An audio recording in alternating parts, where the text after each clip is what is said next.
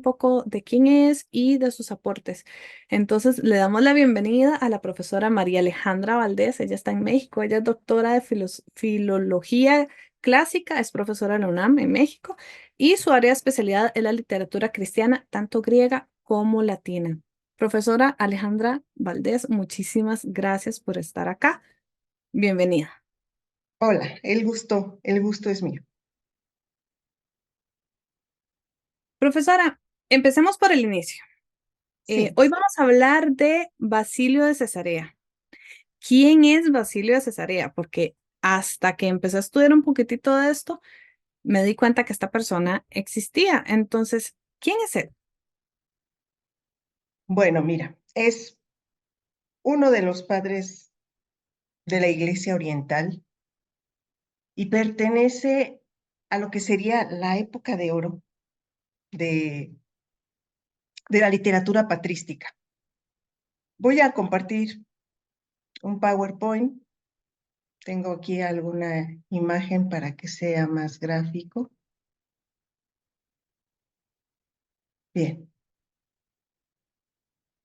pues aquí está, aquí tenemos esta imagen de Basilio. Se le conoce como Basilio de Cesarea, digamos que es el nombre canónico porque fue Basilio obispo de Cesarea, aunque tiene la particularidad de que también nació en Cesarea. Lo podemos encontrar también como Basilio el Grande o Basilio Magno. La imagen aquí tiene su nombre en griego, ¿no? Hagios Basilios. Pero quería yo dar un par de datos sobre esta imagen porque es una cuestión iconográfica que cuando vemos a estos santos o estos iconos con esas cruces en la estola, quiere decir que su dignidad es la de obispo. Y el libro que tiene en las manos, el libro o el códice, el formato códice, identifica al cristiano. ¿Por qué? Porque estamos en una época ahorita en el siglo IV que nació él, en que convivían las obras en formato volumen, o sea, el rollo de papiro, y también ya las de formato códice, que eran hojas de papiro, pero en forma de libro. Entonces, el libro, bueno, las cruces nos evidencian que es cristiana, que es cristiano, pero el libro, el códice, también es otra imagen vinculada a los autores cristianos. Profesora, solo Ahora, un momentito, nada más para sí, las personas que nos están escuchando, lo que tenemos, lo que estamos viendo es una imagen de un hombre con una barba muy larga, café, cabello café, vestido de morado, como con una estola o sobre sus hombros hay una tela blanca con dos cruces azules y está abrazando como el libro que este códice que la profesora nos acaba de describir. bien, gracias. Continúo. Aquí tenemos una imagen con tres personas semejantes a las que describió Raquel, porque todos tienen libro y todos tienen en las estolas cruces y en su casulla. Basilio pertenece al grupo de los llamados padres capadocios, que son tres: Gregorio Nacianceno, que es el primero que vemos porque tiene un aspecto más avejentado. Él era algo mayor que Basilio, muere mayor también, 10 años después. En el centro vemos a Basilio Magno, tal como lo describiste, y a la derecha está Gregorio de Nisa, que era hermano de Basilio, el hermano menor de Basilio. Entonces, estos padres capadocios fueron unos titanes del cristianismo, unos titanes de la literatura cristiana, y como ven, todos del siglo IV y todos de la época de oro de la literatura patrística. Bien, entonces ya viendo que forma parte de estos padres capadocios que hicieron un equipo fabuloso, sabemos de Basilio, gracias a que hay varias fuentes antiguas confiables, ¿no? Él mismo nos habla de él, tiene una ingente obra, ¿no? En su propia obra, él habla de él, no solo que diga yo esto, yo aquello, el carácter se transmite mucho, ¿no? Y por algo era magno, porque era un señor pragmático, sabía salir de los problemas, era muy buen abogado de sí mismo y de otros, pero su epistolario, por ejemplo, es muy, muy rico en datos, no solo de su vida, no solo de su acción como obispo, ¿no? Porque hay muchas cartas de recomendación, hay, por ejemplo, regaños, también hay regaños, ¿no? Muchos datos de la vida cotidiana, y además hay dos encomios fúnebres, uno hecho por su hermano, por Gregorio de Nisa, y otro por Gregorio Nacianceno. Evidentemente son encomios y como dicen, bueno, los muertos todos son buenísimos, ¿no? Pero nos dan otras pistas, además de su obra. Cuando uno habla de uno mismo, no es igual que cuando los otros hablan. Entonces son unas fuentes eh, largas, confiables, además por gente muy cercana a él, que son nada menos que los otros dos padres capadocios, ¿no? Él nace hacia el 329, no se sabe con exactitud, se sabe cuándo murió porque ya era famoso, ya era obispo, pero el aproximado de su nacimiento es el año 329, ¿no? En Cesarea de Capadocia. Para ubicarnos dónde está Cesarea de Capadocia, he puesto aquí un mapa que, bueno, quienes nos escuchan solamente pueden imaginarse el país que es actualmente Turquía, y ver que Capadocia está al centro del país, no en este mapa porque este mapa es solo Asia Menor, lo que era Asia Menor era la península de Turquía. Actualmente Turquía va más allá, colindando con Georgia, Azerbaiyán, Armenia, etcétera, ¿sí? Pero Capadocia se encuentra donde la península pierde el nombre, es decir, cuando ya empieza a ser todo tierra firme, y Capadocia se encuentra al centro, de norte a sur, al centro de la península, de lo que entonces era Asia Menor. Este es un dato importante, o sea, es importante ubicarla. ¿Por qué? Porque Capadocia con esa posición tenía dominio, el obispado de Basilio tenía dominio de muchas diócesis, por llamarlas de alguna manera, ¿sí? Bueno, Basilio, ya lo dije, nace en Cesarea de Capadocia, de familia pudiente, eran muy ricos, eran ya cristianos, eran muy ricos y era una familia muy numerosa porque eran nada menos que 10 hermanos. 10 hermanos de los cuales 3 son santos, San Gregorio de Niza, San Basilio de Cesarea y Santa Macrina la Menor. Pero no solo eso, también los padres son santos y la abuela, Santa Macrina la Mayor, es santa. Y los padres sufrieron persecución. No llegaron a ser martirizados, sí, pero sufrieron la persecución, se escondieron en las montañas de Cesarea. Bien, a pesar de ser familia pudiente, es decir, tener dinero suficiente para pagarle una buena educación a Basilio, pues estudia las primeras letras con su padre, que era maestro, y también se llamaba Basilio. Entonces, por ahí pueden ver Basilio el menor, Basilio el mayor. Sin embargo, Basilio Magno siempre va a ser nuestro personaje, Basilio de Cesarea. Después completa su educación en Atenas, que era como ir a la mejor universidad de su tiempo, y ahí conoce a Gregorio Nacianceno y presumiblemente al emperador Juliano, Juliano el Apóstata. Cuando vuelve a su patria, tiene mucha curiosidad por saber lo que es la vida monástica.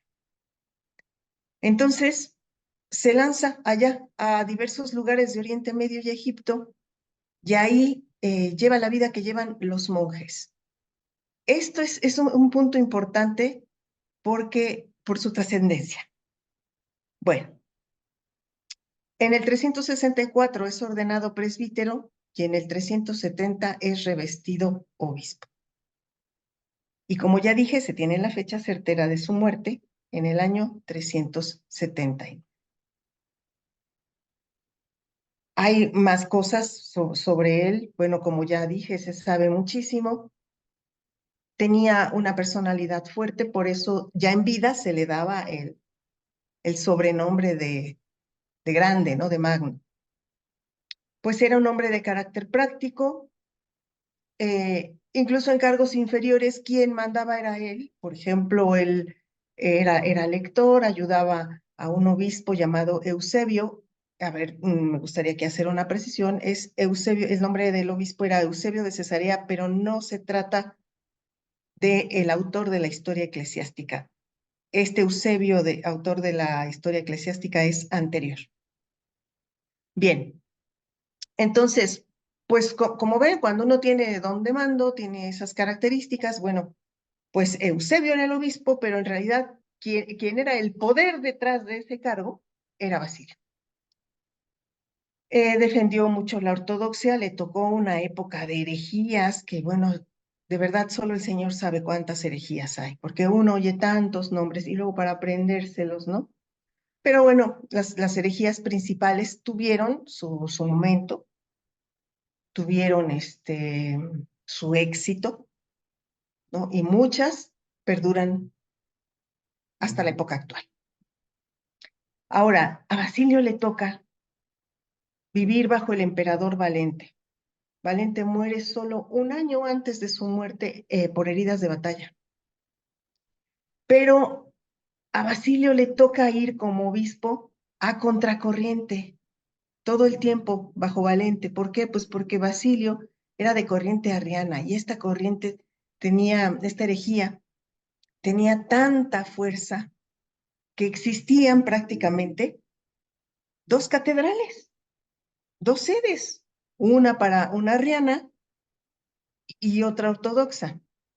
Por ejemplo, a Gregorio Nacianceno, el amigo de Basilio, le dan el obispado y cuando él llega a ocupar su sede se da cuenta que hay un obispo arriano que se niega a dejarla. Entonces alguien amablemente le ofrece una casa, una casa rica. Entonces él va, se instala ahí y llama a su parroquia Anastasia, ¿no? Que quiere decir resurrección. Pero para que vean qué difícil era, no era una cosa fácil de erradicar, y aunque se condenó en los concilios, el arrianismo no dejó de existir, siguió en la calle, ahí, ¿no? Como ahora que decimos, bueno, conviven los formatos, libro impreso y los PDFs, los libros electrónicos, ¿no? Y entonces eso se ve que todavía va a durar un buen rato y quizás el libro nunca desaparezca, eso solo lo dirá el tiempo. Pues un poco así pasaba con él.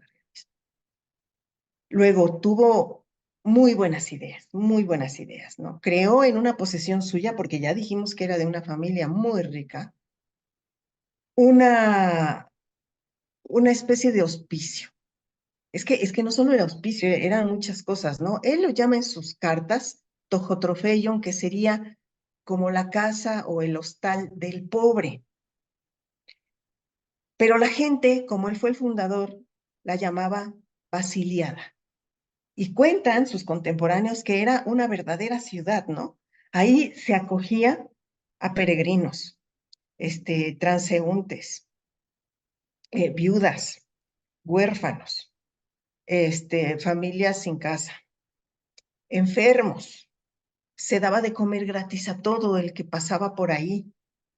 En fin, era una obra de asistencia estaba en las afueras de Cesarea, y se le tiene por la primera obra de su especie en el mundo antiguo. Hay varios artículos intentando discernir muchas cosas, cómo se le ocurrió, en realidad qué funciones tenía, era hospital, o hospicio, hospedaje, centro de acogida, por decirlo de manera general.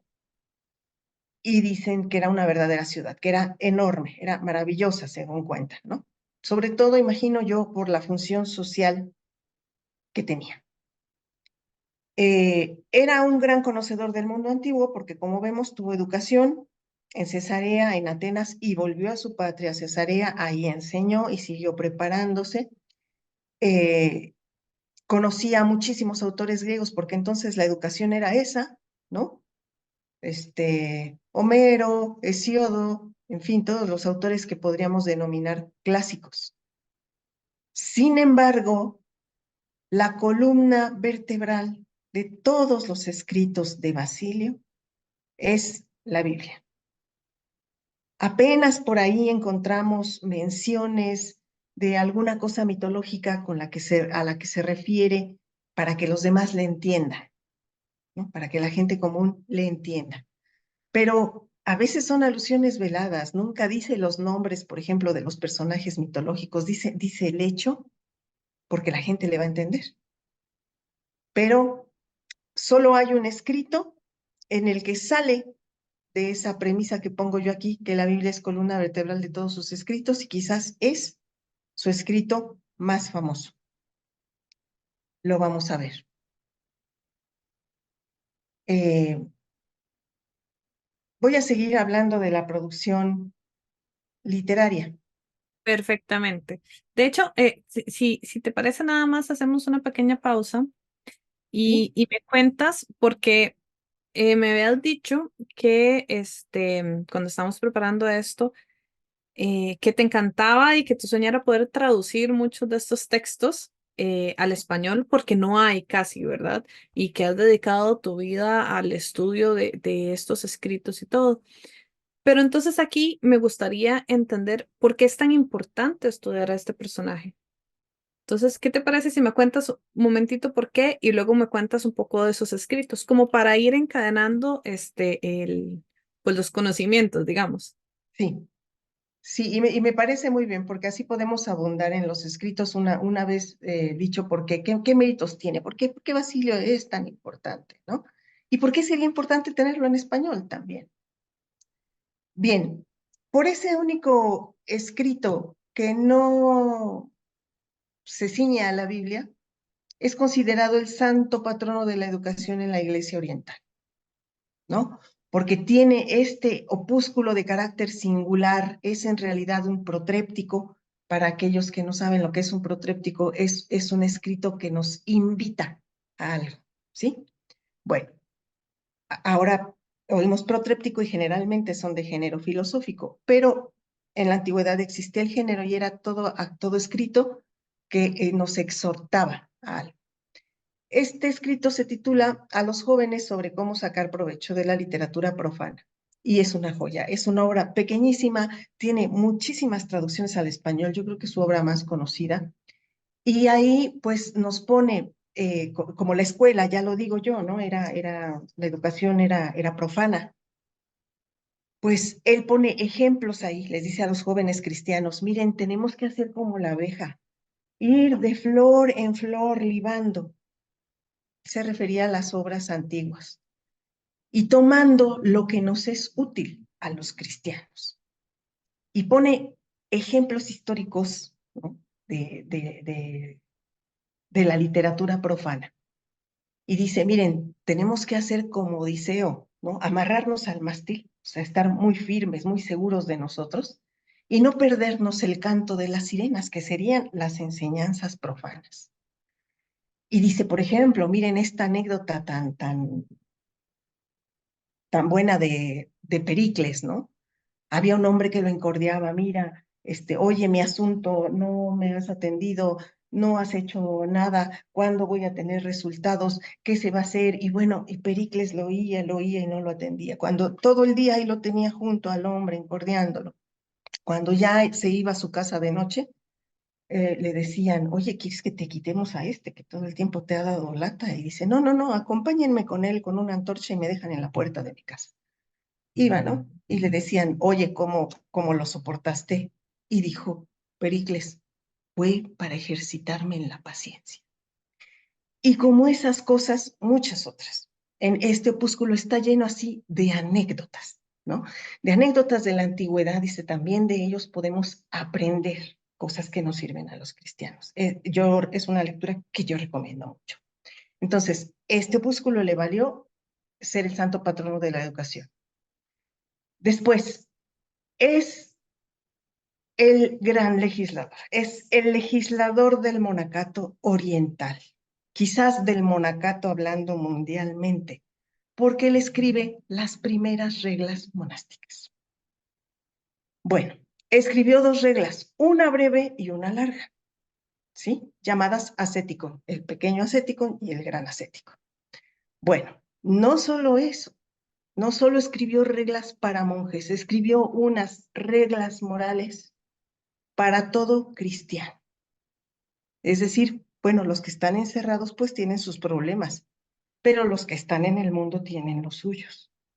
Y estas reglas, las monacales, sirvieron de base a San Benito de Nurcia, ¿sí? La regla benedictina, para escribir su regla. Y de hecho, antes de comenzar su regla, reconoce la paternidad de Basilio en cuanto a sus reglas y lo elogia. Entonces, ya llevamos ahí dos cositas enormes. La tercera, posee una liturgia propia, ¿sí? Tanto en la iglesia copta como en la oriental. Lo que pasa es que en la copta se usa solo en las solemnidades y en el tiempo regular se usa la de San Juan Crisóstomo y en la oriental pasa al revés, ¿sí? En la oriental todos los días usan la liturgia de Basilio y en las solemnidades usan la de Juan Crisóstomo.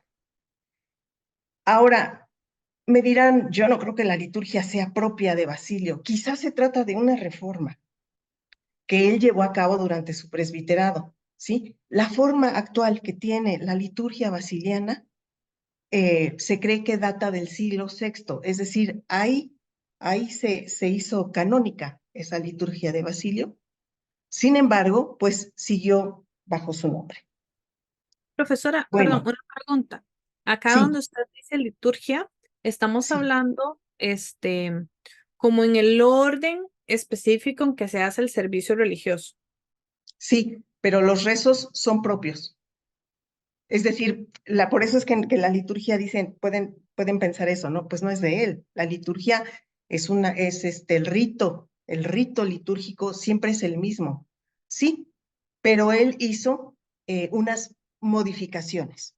Y entonces ya pasó bajo su nombre. O sea, la liturgia sabemos, pues sí, la liturgia es una liturgia canónica, solo que él metió cosas propias, ¿no? Ideas propias. Y Crisóstomo también, por eso existen esas dos liturgias. ¿Me Gracias. expliqué? Sí, Sí, ¿verdad? perfectamente. Bueno, luego, es un exégeta acucioso. Es de verdad un gusto leer sus obras que intentan comentar, desentrañar, explicar cualquier pasaje bíblico.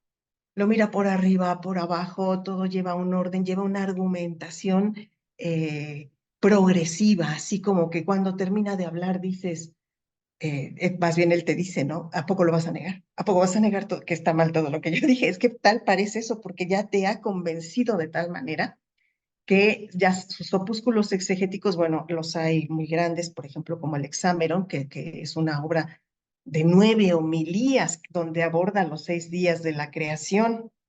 Esa es una obra muy grande, pero existen homilías pequeñas, ¿no? Que sobre los proverbios, sobre alguna frase de destruiré mis graneros, sobre la avaricia, ¿no? Destruiré mis graneros y los haré mayores, etcétera. Pero es una gozada leer a Basilio en su exégesis. Además, definió dogmas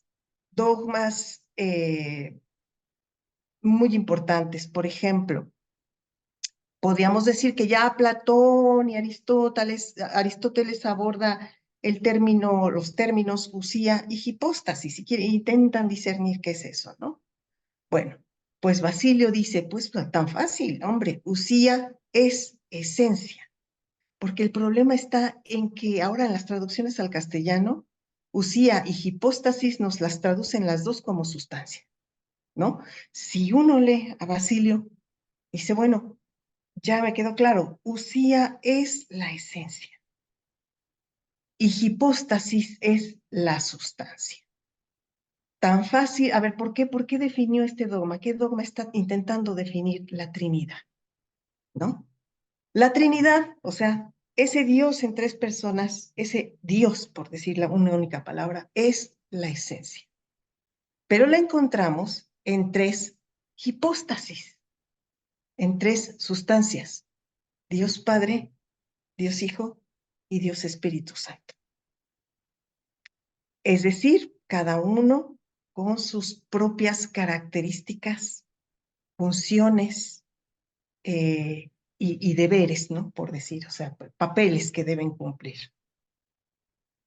Para eso, pues esa definición la hizo precisamente por el arrianismo, ¿no? Porque el arrianismo decía, Jesús no es Dios, Jesús es un hombre excepcional, es un profeta, tiene unas características que no tiene nadie más, pero no es Dios. Y entonces ahí Basilio intenta definir, a ver, no, espera, Cristo es Dios, el Espíritu Santo es Dios, y los tres son la usía. Bueno, fue un defensor a ultranza de la ortodoxia. Hizo otras aportaciones, por ejemplo, primero se puso de moda el arrianismo y entonces había que defender la divinidad de Cristo. Cristo es 100% Dios, 100% hombre, y Cristo es Dios. Bueno, cuando pasó de moda todo eso, que él escribió una obra que se llama Contra Eunomio, y además unas homilías, ¿no? Contra Sabelio, Arrio y los sabelianos, pues vino la moda de escribir sobre el Espíritu Santo y dar todas sus beneficios, sus deberes, sus papeles, ¿no? Entonces, escribe una obra sobre el Espíritu Santo, que es la primera que se escribe sobre el Espíritu Santo. Después van a escribir Dídimo el Ciego, San Agustín, y va a culminar toda esta doctrina del Espíritu Santo con Santo Tomás de Aquino, que ya es el corolario, ¿no? Bueno, entonces, cuando Basilio define la divinidad del Espíritu Santo, dice, bueno, el Espíritu Santo tiene comunión con el Padre, como lo tiene el Hijo. El Espíritu Santo es Señor y dador de vida. ¿Y qué ganamos creyendo esto? ¿Qué ganamos? El restablecimiento en el paraíso, subir al reino, regresar a la adopción filial, tener la libertad de llamar Padre a Dios, participar en la gracia de Cristo, poder ser llamados todos nosotros hijos de la luz, participar de la gloria eterna, gracias a qué? A que el Espíritu Santo es santificante. Si nosotros creemos en Él, ganamos todas estas cosas. Y también habla, por supuesto, que somos sagrario del Espíritu Santo. En fin, no, eso es una obra magnífica. Esto es muy breve, ¿no? Es unos puntos de resumen, pero espero yo despertar la curiosidad y que después quieran leer la obra completa. No es tan larga, no es tan larga. Bueno, Bien, después. perdón, profesora, me parece súper interesante. Nada más, usted nos iba a contar ahora de otro escrito. No sé si queremos verlo ahorita o nos aguantamos un momentito más, que nos iba a hablar, si mal no me equivoco, de la regla larga y chiquita. ¿Cómo era? Grande y pequeñita. Sí, bueno, es que ya podríamos empezar a diseccionar su producción literaria y si Sí. surgen algunas preguntas, pues ya sabes que aquí estamos. Perfecto. Muchas gracias. Bien, decía yo que tiene una producción literaria ingente. No toda está traducida también, de eso vamos a hablar después. Traje yo ahí algunos datos de lo que tenemos en español y lo que no.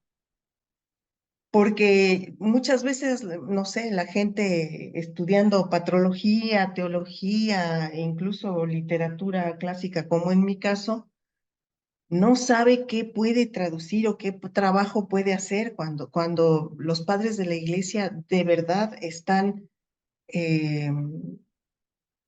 muy mal traducidos al español. Y con mal no quiero decir que las traducciones sean malas, quiero decir que son pocas, porque tenemos colecciones importantes, ¿no? Pero no es tan vasta la literatura patrística, o sea, si decimos la literatura bíblica jamás va a acabar de dejar de estudiarse y de tal, bueno, y es un corpus moderado, ¿no? Pero a través de los siglos, ¿cuántos han sido los padres de la iglesia, del mundo latino, del mundo griego? Los de otras tradiciones, ¿no? Escritos que se nos conservan solo en georgiano, en armenio, en siriaco, en copto. Todo eso está por traducir en persa. Bueno, entonces vamos a limitarnos ahora a Basilio, por supuesto. Nada más quería yo hacer ver que Basilio es un punto en un mundo que está sin traducir. Las reglas morales, como ya lo decía yo, son reglas morales, bueno, reglas, es decir, normas que puede seguir cualquier cristiano, por eso moral, ¿no? El hombre es un ser moral, entonces se titulan reglas morales. Basilio pone un pensamiento y después lo apoya, están escritas de esa manera, lo apoya con citas de la Biblia y largas, no es nada más una frase, no, puede ser una parábola completa, un pensamiento completo, una anécdota sacada del Evangelio, no solo del Evangelio, del Nuevo Testamento. Curiosamente, en las reglas morales lo que prima es el Nuevo Testamento. Antiguo Testamento no vamos a encontrar citas en Basilio. San Pablo, las cartas de San Pablo, San Pedro, del Apocalipsis, ¿no? Pero solo del Nuevo Testamento. Esta obra ya se encuentra traducida en la colección Ciudad Nueva. Bien, las reglas monásticas. Ya dije yo que las hace dos versiones, una extensa y una breve. La breve, voy a hablar de la breve porque está hecha a modo de catecismo. Es como si el monje joven, ¿no? Le hiciera cuestiones al padre maestro, muy sutiles porque muchas veces son preguntas indirectas. Si tú nos dices que esto, ¿podrías explicarnos que? Y entonces las respuestas son más largas. Está hecha a modo de catecismo. Yo imagino que es una cuestión didáctica de Basilio mismo, porque es una cosa, vamos a ver que él es maestro a lo largo de todos sus escritos. Él es tan didáctico que no renuncia a poner ejemplos, comparaciones, historias, narraciones, anécdotas, para que todo sea muy, muy digerible. Es muy buen maestro. Y por supuesto, en las reglas monásticas extensas, va toda una teoría ascética, ¿no? Sin esas preguntas que hace en la versión breve. Las reglas monásticas extensas no están traducidas al castellano. Tenemos otra obra que es sobre el bautismo en 2 libros. También es una obra ascética porque es una obra de preparación, de convencimiento para los, de convencimiento para los catecúmenos. Recordemos que en la antigüedad, la gente cuando decía, yo quiero ser cristiano, se le preparaba. Entonces, así como ahora decimos catecismo, ¿no? Bueno, el que iba al catecismo era el catecúmeno. Entonces, se le enseñaba eh, toda la doctrina, lo que debía saber. Pero luego retrasaba el bautismo, todo lo que podía, hasta la muerte, quizá como hizo Constantino, ¿no? ¿Por qué? Porque me van a bautizar y yo voy a ser santo y así me voy directamente al cielo. Entonces, él escribe esta obra sobre el bautismo para abordar lo que es el sacramento y convencer a la gente de no retrasar ese momento. Bueno, ahora, tenemos 2 tratados dogmáticos. En el Contraeunomio defiende la divinidad de Cristo y en el Espíritu Santo la divinidad del Espíritu Santo. Tenemos un montón de homilías, muchas homilías, ¿no? Unas llamadas homilías diversas o de varios temas, como he puesto yo ahí, por eso el nombre de diversas. Y podemos encontrarnos ahí dentro. Miren, ahí dentro está el opúsculo 4, que no es una homilía, por eso lo saco yo. O sea, no tiene forma de homilía. Es un discurso hecho, hagan de cuenta, como para una bienvenida de un curso. No es una homilía. Sin embargo, se metió en ese corpus, ¿no? Tenemos ahí homilías exegéticas, panegíricos a los mártires, que son muy interesantes. Tenemos homilías dogmáticas, tenemos homilías morales, porque ahí nos enteramos, ¿no? De cómo la gente se divertía en las fiestas, bailaba, se emborrachaba, hacía desfiguros, bueno, hace unas descripciones muy divertidas de cuando uno ya está ebrio, ¿no? En fin. Y tiene otro grupo de homilías sobre los salmos, que son 13 homilías. No es sistemático, no explica desde el 1, 2, 3, 4, pongo yo ahí los salmos a los que hace exégesis. Son 13. Y las homilías sobre el Hexámeron, que uno pensaría, ¿por qué son 9 homilías? Si el Hexámeron son 6 días de la creación, ¿no? Hex, 6, y gemera, día, 6 días. La razón es que Basilio las hizo para predicar en una Semana Santa. Entonces, ¿qué pasa en la Semana Santa? Tenemos los 6 días hasta el sábado, pero el domingo las lecturas de la misa acompañan la hora del día. En la mañana van las mujeres al sepulcro y lo encuentran vacío. Esa es una lectura y hace una homilía. Ya vamos, 7. En la tarde, la lectura es de los discípulos de Maús que lo reconocen hasta que parte el pan. Otra homilía, 8 homilías, ¿sí? Y en la noche es cuando va al cenáculo con los discípulos, se les aparece y come con ellos. Entonces, 9. Son sobre los 6 días de la creación, pero requirió predicar en 9 ocasiones. Por eso son 9 homilías. Y son de verdad unos tratados científicos. Por ejemplo, cuando habla de peces, dice toda su clasificación, los tipos que hay, los nombres. Cuando habla de las aves, también, y el vocabulario en griego es riquísimo, riquísimo. Hay que atreverse, de verdad. Parece que estamos leyendo a Aristóteles con su clasificación de los animales y demás. Es una gozada el Hexámeron. ¿Hay una traducción al español? Sí, pero está hecha a partir del texto inglés, o sea, de la traducción al inglés y de la traducción al francés, porque así lo dice el autor en el prólogo. Entonces, falta hacer una traducción directa del griego.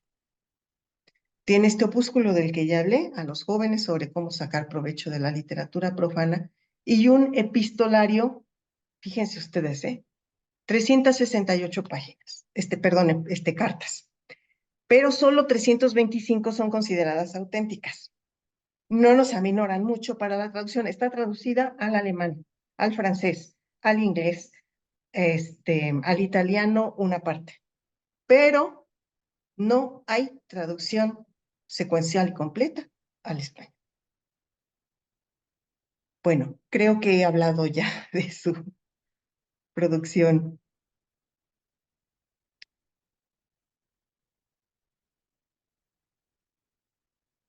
Aquí es donde esta es la última diapositiva, porque bueno, yo veo que tenemos el tiempo encima. Quería dar noticia de lo que tenemos traducido, ¿sí? Tenemos traducido el Espíritu Santo en la colección Ciudad Nueva, las reglas morales en la colección Ciudad Nueva, un florilegio de sus escritos, que son varias homilías pequeñas, son como 80 páginas, del año 1991. Tenemos esta obra a los jóvenes y una exhortación a un hijo espiritual, que solo conservamos el original latino, también en la colección Ciudad Nueva. En la BAC, en la BAC no tenemos completas las obras de Basilio, como si sucede con Crisóstomo, con Agustín, no las tenemos completas. Pero esta obra, que se llama Defensor Pauperum, apunta a esa fundación, a esa época de fundación de su gran basiliada, cuyo subtítulo es Los pobres en Basilio de Cesarea. Esta fue en su momento una tesis doctoral y trae la traducción de cuatro homilías. Yo he traducido los panegíricos a los mártires y 4 homilías contra las pasiones, o sea, 2 sobre la avaricia, una sobre la envidia y otra sobre la ira. Pero ya he traducido el resto de esas homilías diversas que es de próxima aparición. Este año saldrán seguro. Y están de acceso libre. El primero no, el de Ciudad Nueva no, pero el resto de las homilías diversas estarán de acceso libre en un repositorio de la UNAM. Profesora, Raquel, sí, aquí dime. estoy. Es que ahora estaba hablando y tenía el micrófono apagado. Primero, me encanta ver la pasión que usted tiene por esta persona y el cómo de verdad usted ha trabajado de lleno para entenderlo, para comprenderlo y hacérnoslo llegar, ¿verdad? Para mí fue muy interesante porque yo de verdad no sabía nada de esta persona hasta que la contacté a usted y empezamos a hablar y me pareció tan interesante todo lo que él escribió, la cantidad de cosas que escribió también es un montón. Toda esta bibliografía que usted nos acaba de dejar para la gente que nos está escuchando también, la vamos a dejar en la descripción de los diferentes videos por si la quieren compartir o si quieren buscar estos datos. Entonces, profesora, con esta pasión que yo le veo a usted por este personaje, le tengo una pregunta que yo creo que es la que también muchas personas están haciendo. Y es, ok, ¿qué trascendencia tiene él a la actualidad para nosotros? Porque más allá de por qué es importante estudiarlo en el sentido literario y todo lo que empezó, no sé si decir la palabra, cómo nos afecta hoy en día, porque mucho de lo que usted nos contó, yo digo, mira, nosotros seguimos creyendo eso hoy en día o tenemos creencias Claro. similares. Entonces, ¿cómo trasciende todo este trabajo de Basilio de Cesarea en la actualidad o en el cristianismo, en los diferentes cristianismos que hay? Sí. Bueno, mira, primero, a Basilio le toca vivir una época en la que los dogmas de fe no están definidos. Yo hablé eso, ¿no? Que defendió la divinidad de Cristo, que defendió la divinidad del Espíritu Santo. La cuestión es que cuando él lo defendió, no vio resultados. Él no pudo participar en el concilio de Constantinopla porque ya había muerto. El concilio de Constantinopla es del año 381, él murió en el 79. Pero es póstumo el mérito, póstumo, cuando ya en el concilio de Constantinopla, gracias a sus escritos, ya que hubo gente conocida de él, por ejemplo, ya lo dije, Gregorio Nacianceno murió 2 años después. Él presentó, defendió, conocía el pensamiento de Basilio, y entonces su mérito está en haber puesto esa semilla. Como digo, él no se enteró que habían ganado sus propuestas, que había hecho un buen trabajo porque se aceptaron como dogmas, ¿no? Y entonces, en este siglo toca definir esos dogmas. Claro, este es mérito de Basilio, pero hay otras cosas de otros padres, y podríamos decir que el cristianismo ya toma su forma definitiva, y por eso es que es el siglo de oro de esta gente pensante, el siglo de oro de la literatura patrística, ¿no? Ya define esos dogmas y entonces pasan a la historia, y por eso nosotros seguimos creyendo en lo mismo, gracias a estos pensadores. Bueno, profesora, voy a quitar la presentación para que nos podamos ver.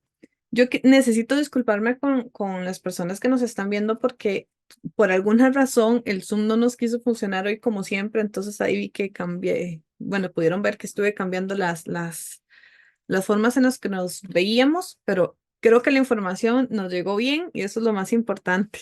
Claro. Profesora, yo quiero agradecerle mucho por haberse tomado el tiempo de conversar con nosotros sobre este personaje, de mostrarnos quién es y la cantidad de escritos y en realidad también felicitarla por ese trabajo tan titánico que está haciendo de tratar de traducir todo al español para que lo podamos estudiar y también seguir aprendiendo de él. Entonces, muchas gracias por estar con nosotros. No sé si hay algún mensajito más que ocupamos dar, pero y si no, también le regalo un momentito para que se despida de todas las personas que nos están viendo y nos están escuchando. Bueno, muchas gracias. Yo también agradezco la invitación. Yo estoy siempre dispuesta a evangelizar, siempre dispuesta a dar a conocer a este personaje, y los invito a traducir a Basilio. De verdad, ¿cómo lo vamos a conocer si no lo leemos? Si no lo tenemos en español, o sea, ya es gran cosa que esté en alguna lengua moderna, ¿no? Pero hagamos lo nuestro, hagamos lo nuestro, es decir, hagamos nuestra tarea y hagamos a Basilio nuestro. Muchas gracias. No, muchas gracias a usted, profesora. Hoy nos acompañó la profesora María Alejandra Valdés. Fue un honor hablar con ella. Preparando esto, se notaba el amor que le tiene a Basilio. Eso es lo que me encanta, esa pasión, ¿verdad? De amar lo que uno hace. Y también les acompañó hoy Raquel Huertas en esta conversación. Vamos a seguir hablando de padres de la iglesia hemos hablado ya hemos mencionado en otros podcasts concilios y palabras ahí que tal vez desde el lado protestante no conocemos mucho. No se preocupen, todo eso lo vamos a ir abordando, vamos a ir creciendo, vamos a ir entendiendo todo esto y lo más importante, recuerden que este ciclo se llama después de la Biblia qué o más allá de la Biblia qué. Entonces vamos a ir entendiendo cómo el cristianismo que nosotros tenemos ahorita o los diferentes cristianismos existen, cómo se crean o tal vez de dónde surgen y cómo se van construyendo. Entonces, por favor, sigan con nosotros. Recuerden, cada 2 semanas, los sábados a las 5 de la tarde. Entonces, muchas gracias y nos vemos en una próxima. Chao. Hasta luego. Podcast VL.